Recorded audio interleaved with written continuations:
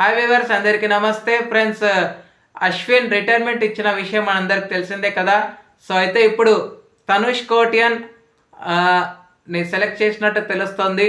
తనుష్ కోటియన్ రేపు ఆస్ట్రేలియాకి బయలుదేరుతున్నాడు, ఆస్ట్రేలియాకి వస్తాడు. ఇప్పటివరకు ఈరోజు జరిగినటువంటి మ్యాచ్లో తను 2 వికెట్స్ తీయడమే కాకుండా 31 రన్స్ చేయడమే కాకుండా తను మ్యాన్ ఆఫ్ ది మ్యాచ్ ప్లేయర్గా కూడా సెలెక్ట్ అయ్యడం జరిగింది.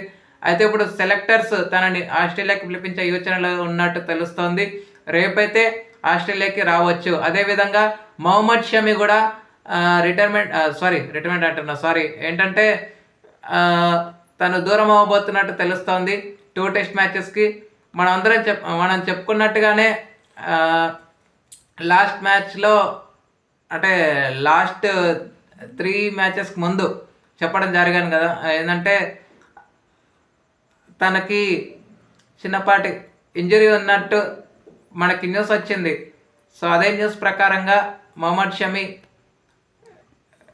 క్లియరెన్స్ అయితే రాలేదు కాబట్టి బీసీసీఐ వైద్య బృందం పర్యవేక్షిస్తుందని తెలుస్తోంది. సో మొహమ్మద్ షమిని మనం 2 టెస్ట్ మ్యాచెస్కి అయితే చూడట్లేదు. Okay friends, thank you. ఇలాంటి అప్డేట్స్ కోసం ఛానల్ని సబ్స్క్రైబ్, షేర్, లైక్, కమెంట్ చేయండి. మరొక అప్డేట్తో మేము ఉంటాను ఫ్రెండ్స్. అంతవరకు సెలవు, నమస్కారం.